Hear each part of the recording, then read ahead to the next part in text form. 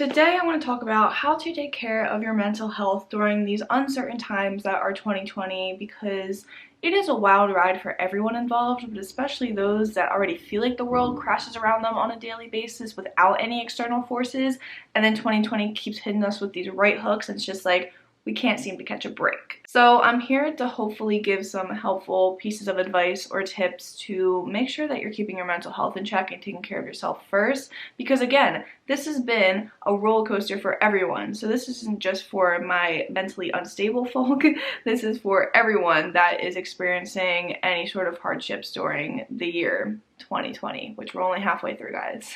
So yeah, alright, let's get started. My first tip is to only consume as much news and social media as you can handle. Now there is a fine line for this tip because you don't want to completely ignore what is going on in the world and you don't want to be ignorant to it.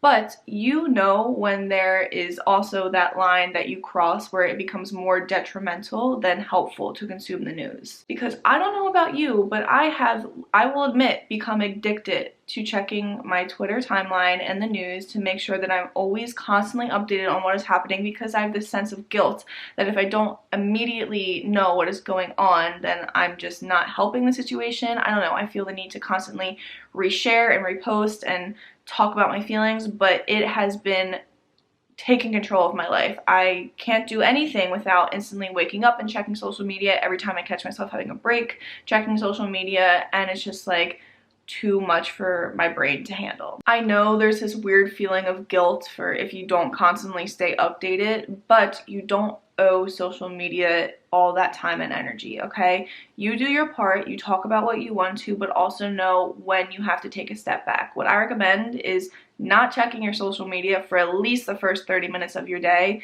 Take that first 30 minutes, hour of your day to do something that is positive or relaxing or something that will just set your tone right for the day instead of consuming all this negativity and anger and hatred, because that's just going to filter through the rest of your day and you don't want that. So if you have an extravagant 30-minute routine for making the perfect cup of coffee in the morning and that makes you happy, you do that. Do journaling, do meditating. I know that's kind of something people always preach, but I'm telling you, do something every single day in the morning that will set the tone right, because you need that clear mind space to later then deal with the social media or just daily in real life negativity that you deal with. Same thing with going to bed. Don't consume social media probably like 30 minutes before you go to bed, because then you don't want to sleep on all the negativity and stuff. And again, I want to repeat that you don't want to ignore the problems at hand, because they're very important problems that are happening in the world, but you have to take care of yourself to be in the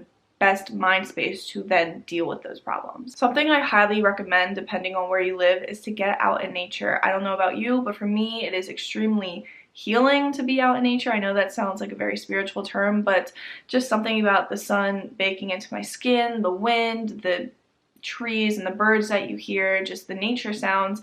I literally feel recharged and like the anger is getting lifted out of my body when I'm outside in nature. So I just sit in my backyard without my phone and just sit in the sun, you know, pet my dogs, kind of clear my headspace just being outside. Now I know that's not for everyone, because not everyone's weather or area that they live in permits that, but even if you can just sit by a window and get some sunshine, if you don't have any sunshine, even just staring out into the rain and listening to the rain, the thunderstorms, just clearing your mind and just literally being in nature or just observing it. I don't know about you, it helps me a lot. I just sat outside for like an hour and I'm feeling pretty calm right now.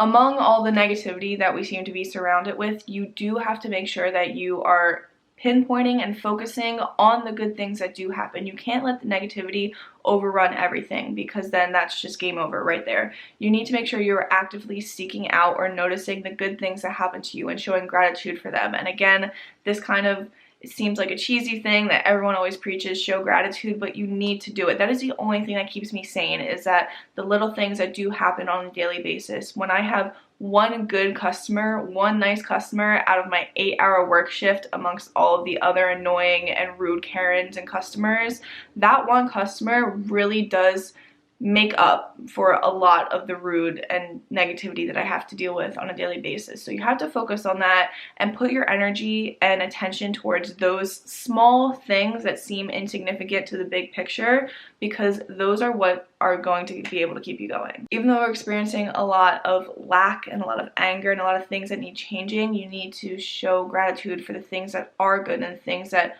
are changing for the better, the things that you do have. Gratitude is extremely powerful and important in life, and it's something we take advantage of a lot. And once you start really practicing it and really trying to be grateful for the things that you do have, again, one little thing can help make up for a lot of the bad that happened during the day. Yes, it doesn't maybe make up in a physical sense, but in your mental space, it can help you a lot. Now, if you're like me and you have like 4 voices constantly going off in your head with 4 different conversations and storylines and stuff, and you can't seem to ever turn off your brain, read something or watch something or listen to something that you know will make you feel better. Don't, again, use this time for social media where it's a lot of negativity.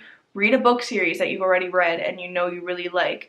Watch a TV series or movies that you know will put you in a good mood. Listen to some podcasts or some audiobooks.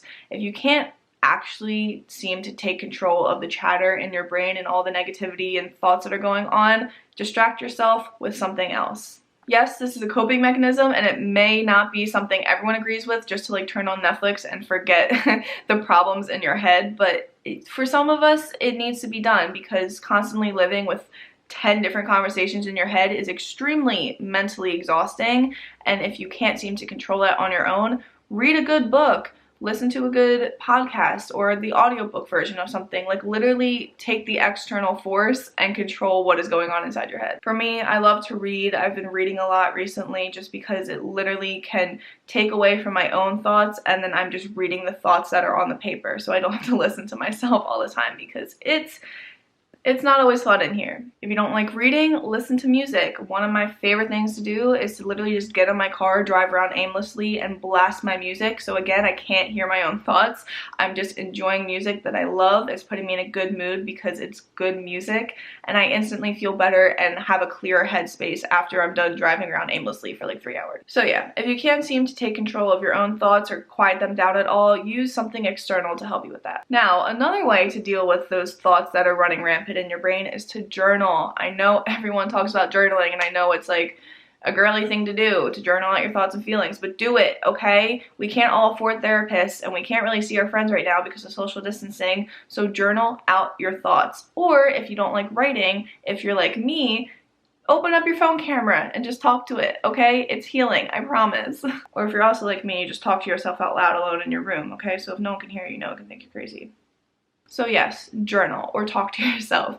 And honestly, I don't ever really even go back and read my journal entries. I'm not writing them down to reread them later. I'm writing them down to get the thoughts out of my head so I can have a clearer mind space, okay? Just like you would talk to your friends or talk to a therapist, write it all out like you're talking to someone else, and it's so helpful, I promise. So because 2020 is kicking everyone's ass, just send some love out to other people. I know it might feel like you might be the one that needs some love from the universe, but whatever you give out, you get back. So if you are sending love to your friends, just talking to them over text message, telling them you appreciate them or you miss them, or just telling them good things, random strangers online in the comments of this video, just sending love out to people not only instantly makes you feel good, but you will get that love back in return, whether it be directly from that person or from other signs from the universe, okay? So I know, again, it might feel like you are kind of dug in this hole of just negativity and darkness and anger or something like that,